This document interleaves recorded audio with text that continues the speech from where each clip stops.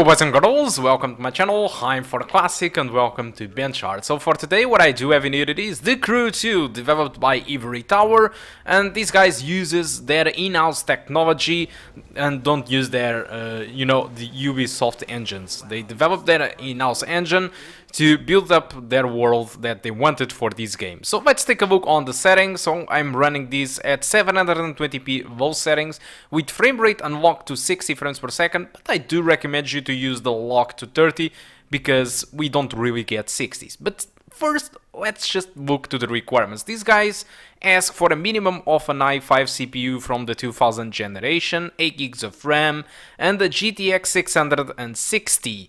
So these graphic cards, I'm not really sure how it is, if it is more powerful than the MX130, but my guess it is more powerful. All right, and this is the results that I got with 720p low settings. What I got was an average of 38 frames per second and a 1% low of 30 and a maximum of 61. These results were gathered through 3 different races. All these races are in this video. We started with this race with the wet tarmac because I thought that it was more demanding than the rest. Alright, and there is also the boat race, which is also more demanding than this track over here. And there is an airplane track that honestly feels much more lightweight than the rest of the track that I did test. So I just gathered the frame rate without recording on these 3 different tracks and put it all together into that graph and gathered all the stats. I mean, so what I got, it was really that average, the average of 38 with a 1% low of 30. So what happens really is that at 720p low settings, what you can expect it is an experience most of the time above 30 frames per second. So it is playable, the resolution it is acceptable, the low settings doesn't look really that bad, you still have shadows and all that kind of stuff. So it is not really that bad. And it is absolutely playable. Despite I defend that 60 frames per second for races, it is almost mandatory. This game, it is no simulation. This is an arcade game, and this is where I start to talk about the game. So what is this game? This game have been launched by 1 year by now, and it is on a massive discount on Ubisoft this weekend, so it only costs you 15 euros. I think it's a huge discount, and this is probably because, honestly, I think this game got a little bit forgotten and there isn't too much people playing it. But the thing is, despite this game offers an arcade-ish gameplay, the true reality it isn't really good, alright? The gameplay doesn't really feel anything special, and in fact, if you don't know Ivory Tower, the developers behind this game, contains people, I mean a lot of people from Eden Games that did create Test Drive Unlimited 1 and Test Drive Unlimited 2. And despite all Test Drive Unlimited were awesome games in regard to the environment and the stuff that you have to do, the gameplay of all those games, if you are going to try them today, they feel a little bit clunky. And this is exactly the same thing as with the Crew, because the Crew, it is pretty much the same team behind it. They just pick up a new team, alright, call it older name, but most of the people and the essential people inside Ivory Tower, it is the same of the Test Drive Unlimited. And so the gameplay also feels a little bit clunky at times, just like Test Drive Unlimited, because the team it is the same.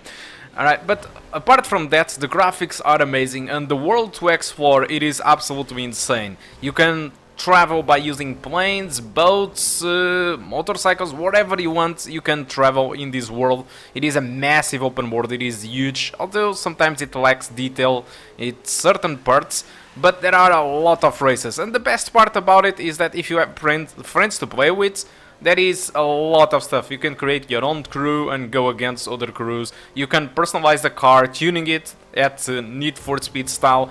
So there are a lot of stuff with this game. Although, thanks to the, to the bad gameplay, I think, I wouldn't say bad, but a little bit more clunky gameplay. Thanks to that, and some parts being a little bit not funny, This game didn't receive enough credit, in my opinion, and because of that, I think it got into the forgotten land. But still, if you want to enjoy this game, like I did told you, 15 euros on Uplay, you can get this game for this very cheap price, and you can have a ton of hours of gameplay. Alright, so guys, I think that's all that I want to talk about the crew. Hope you keep enjoying the rest of the gameplay, and I do hope to see you soon. Goodbye.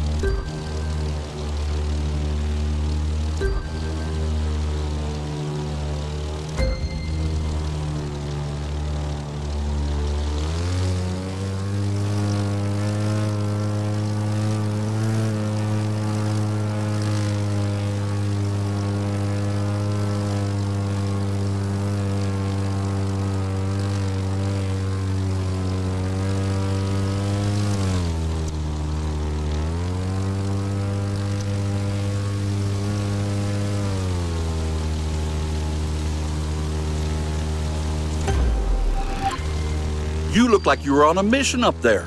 Well done.